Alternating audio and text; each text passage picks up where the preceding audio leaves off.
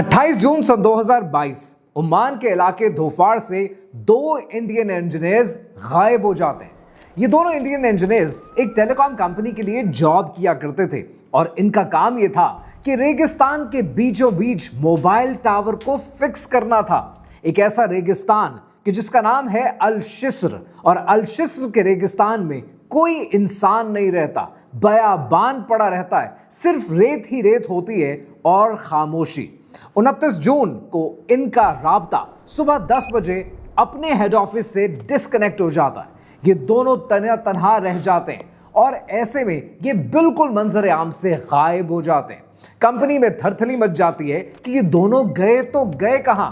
Search operation शुरू होता है, ओमान की पुलिस को एंगेज किया जाता है, लेकिन ओमान की पुलिस इन्हें ढूंढने में नाकाम रहती है। ओमान की एयरफोर्स को एंगेज किया जाता है, यहां तक कि ओमान की आर्मी को भी एंगेज किया जाता है। 6 दिन ये सर्च ऑपरेशन चलता है और इनका नामो निशान नहीं मिलता। और फिर एक बद्दू चिल्लाता हुआ आता है, मिल गए, इनकी लाशें मिल गए। इनके पोस्टमार्टम के बाद एक ऑफिशियल रिपोर्ट बनती है और ऑफिशियल रिपोर्ट कहती है या तो इनकी गाड़ी खराब हो गई थी या फिर ये रेत में फंस गए थे, लेकिन कॉज ऑफ डेथ बताया नहीं जा सकता। और ऐसे में एक बूढ़ा बद्दू जो इस इलाके से बहुत गुजरा करता था, वो कहता है, ये शद्दाद की जमीन है, यहां से कोई वापस नहीं जाता, इस जमीन से कोई जिंदा नहीं निकलता। अब यहां पर एक सवाल है कि शद्दाद कौन था और ये उसकी जमीन है, तो ये उसकी जमीन इतनी कर्स्ड क्यों है? और इस बात को समझने के लिए हमें एक और जगह जाना पड़ेगा और वो जगह है यूनाइटेड स्टेट्स ऑफ अमेरिका। 2023 में अमेरिका की रियासत टेक्सास के एक क्लिनिक के अंदर एक बाप, एक बेटा और एक पोता लेटे हुए होते हैं। बाप की उम्र तकरीबन 70 साल है, बेटे की उम्र तकरीबन 45 साल है और पोते की उम्र 17 साल है। इन 3 नस्लों का खून एक दूसरे के अंदर पंप हो रहा होता है। इस कहानी का जो बेटा है उसका नाम है ब्रायन जॉनसन, और ब्रायन जॉनसन एक टेक सीईओ है जिसकी वर्थ $400 मिलियन से ज्यादा है, और वो अपने 17 साल के बेटे का खून अपने अंदर पंप कर रहा होता है। क्यों? क्योंकि ब्रायन जॉनसन का मानना यह है कि मैं मरना नहीं चाहता। My name is Brian Johnson. I've been spending millions of dollars creating an anti-aging protocol. I take 54 pills, red light therapy, plasma exchanges, and I'm going to be injected with my first gene therapy. Thanks, Doc. Really want to have multiple lifetimes with my son. 100 years is not going to be enough.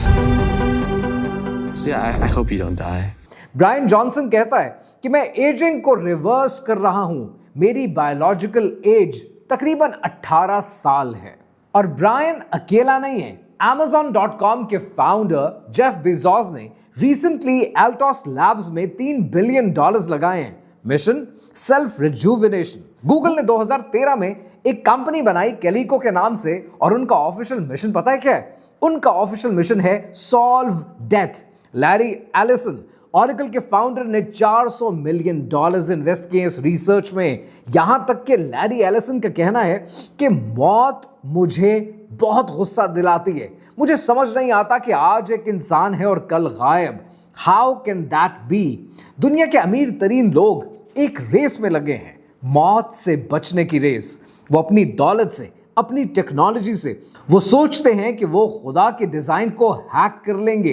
लेकिन ये कहानी कोई नई नहीं है।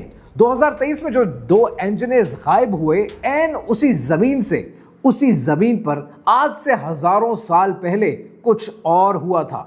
एक और इंसान था जो ये मानता था कि उसके पास अनलिमिटेड दौलत है, अनलिमिटेड ताकत है, और उससे वो भी मौत से बच सकता है, अपनी जन्नत बना सकता है। और आज उस इंसान को हम कुरान मजीद में शद्दाद बिन आद के नाम से जानते हैं। कहानी क्या है, आइए समझते हैं।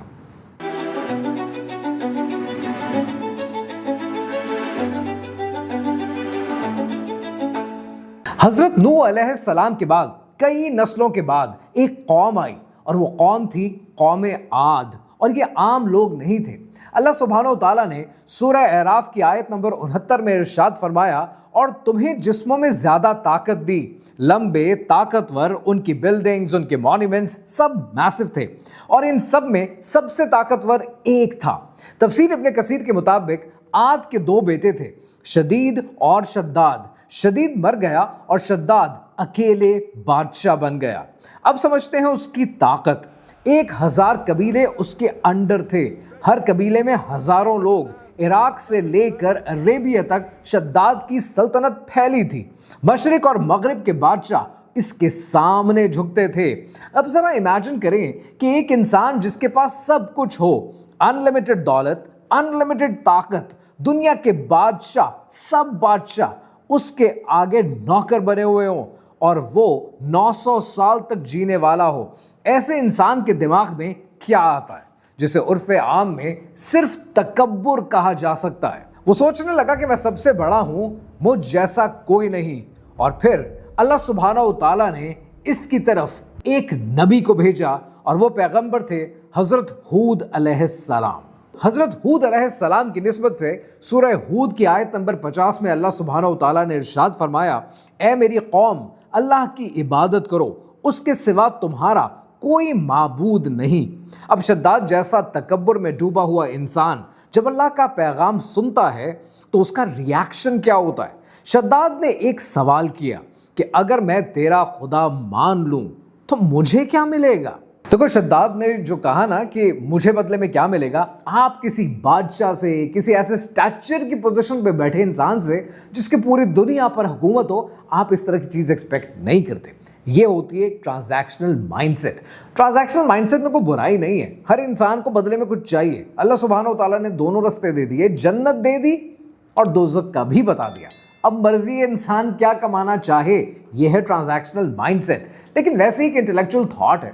मैं अक्सर लोगों को कहता हूं कि हम अल्लाह सुब्हानहू तआला से सिर्फ इसीलिए मोहब्बत क्यों नहीं कर सकते? कर सकते हैं ना, कि वो अल्लाह सुब्हानहू तआला है, वो सबसे बड़ा है। there's no doubt about it, there's no other question on it। देखो कितने ऐसे लोगों के मैं मसाइल देखता हूँ, सारा दिन लोगों के मसाइल आते हैं कि फलाने की कहानी में ये हुआ, फिर वो इस तरह से बच गया, यूं हो गया। और मैं देख कर कहता हूँ सिर्फ अल्लाह ही ये कर सकता था और कोई इंसान नहीं कर सकता था। और मैं लिटरली कहता हूँ मैं अल्लाह का बंदा भी हूँ, अल्लाह से डरता भी हूँ, अल्लाह से दोस्ती भी बनाने की कोशिश करता हूँ। तो बट मेरा अगर ज़ाती तौर पर पूछोगे ना, मैं शायद अल्लाह का बहुत बड़ा, अल्लाह सुब्हानहू तआला का बहुत बड़ा फ़ैन हूँ। ऐसे किस्से सुनकर मैं कहता हूँ ये अल्लाह का काम है, ये अल्लाह के सिवा कोई नहीं कर सकता। सो ट्रांजैक्शनल रिलेशनशिप या ट्रांजैक्शनल माइंडसेट हर दफ़ा ज़रूरी नहीं होता है। Anyways, going back to our notion, Shaddad को हज़रत हूद अलैहिस्सलाम ने फिर जन्नत के बारे में बताया और जन्नत का एक नक्शा खींचा। फिर हज़रत हूद अलैहिस्सलाम ने शद्दाद को बताया कि जन्नत में सोने चांदी के महल हैं, मोतियों से बनी ज़मीन, याकूत और ज़मरुद के दरवाजे, नहरें शहद की, दूध की, पाक शराब की, ठंडे पानी की, कभी बीमारी नहीं, कभी बुढ़ापा नहीं और कभी मौत नहीं।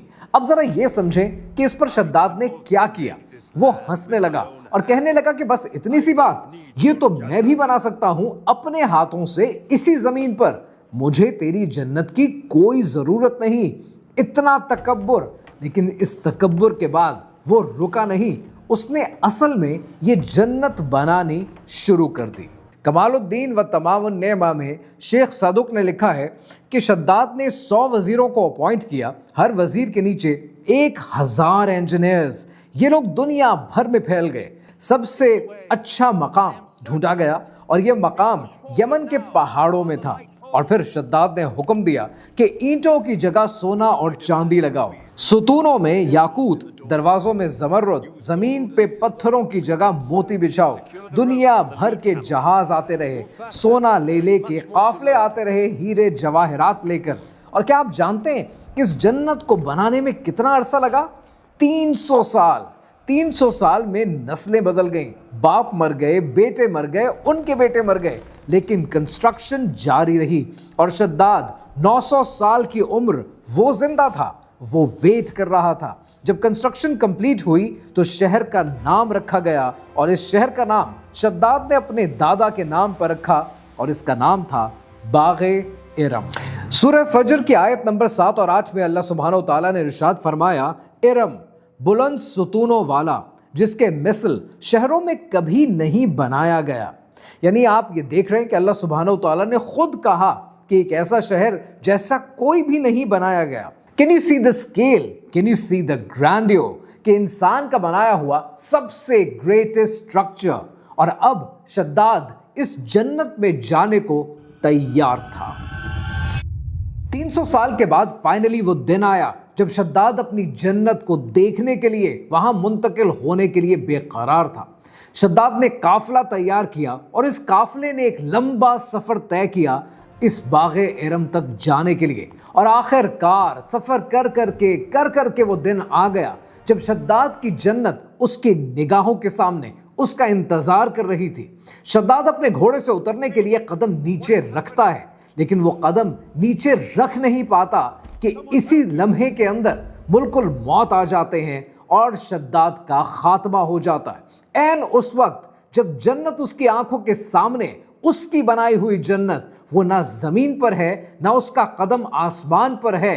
وہ اپنی جنت میں جانے کے لیے بے قرار ہے جہاں پر جا کر شاید وہ موت سے بچنا چاہتا تھا لیکن قدرت نے اسے اتنا لمحہ بھی نہیں دیا اور شداد کے غرور کا، اس کے تکبر کا اور موت سے بچ جانے کے ارمان کا خاتمہ ہو گیا.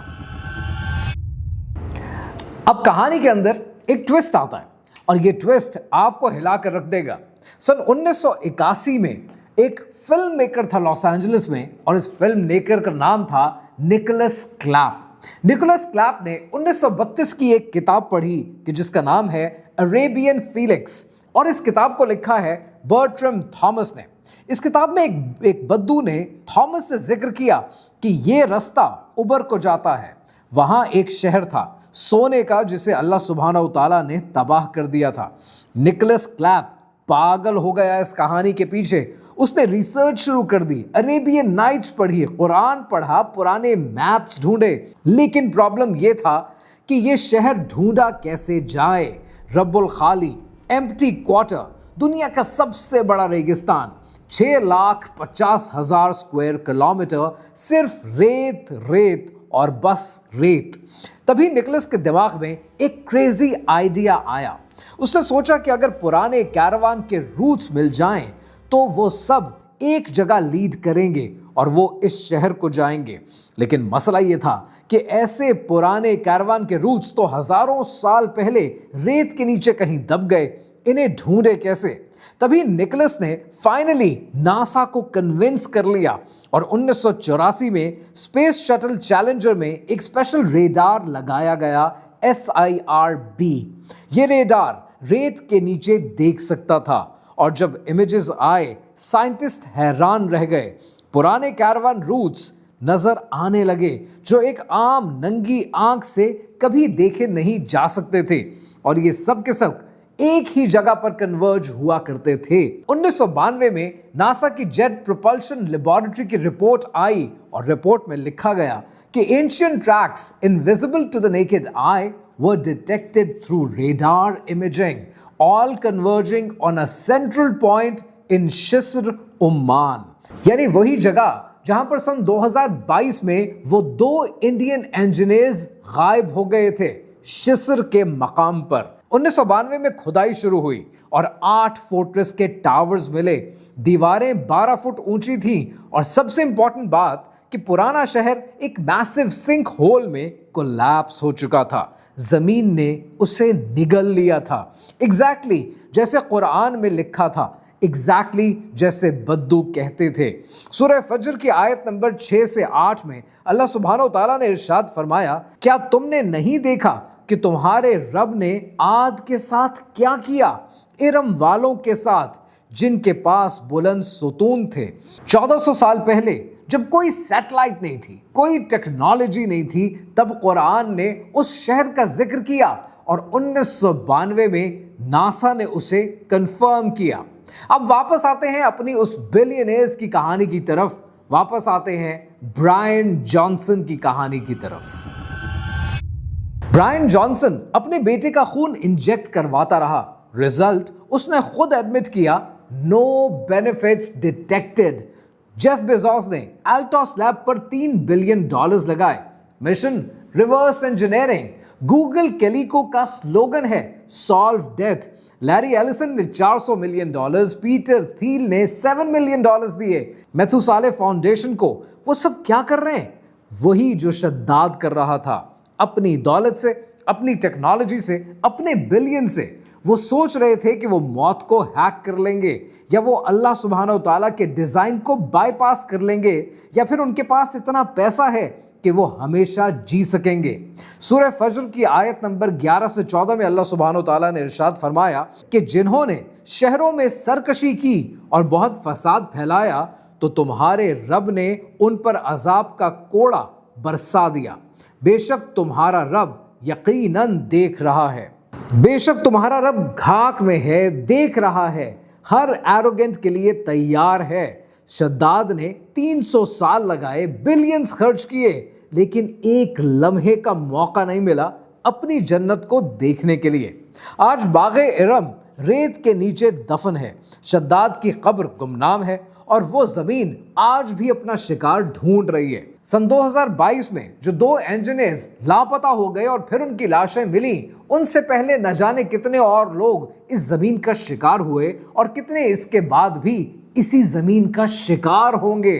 मकामी बद्दू शायद सच कहते थे कि ये शद्दाद की जमीन है, यहाँ आने वाला वापस नहीं जाता, लेकिन उसकी कहानी 1400 साल पहले भी जिंदा थी, क्योंकि अल्लाह चाहता है कि हम सीखें कि दौलत, ताकत और टेक्नोलॉजी कभी भी मौत से नहीं बचा सकती, कि वो जो अपने आप को खुदा समझ बैठते हैं उनको समझने की ज़रूरत है कि अल्लाह सुब्हानहू तआला यकीनन देख रहा है।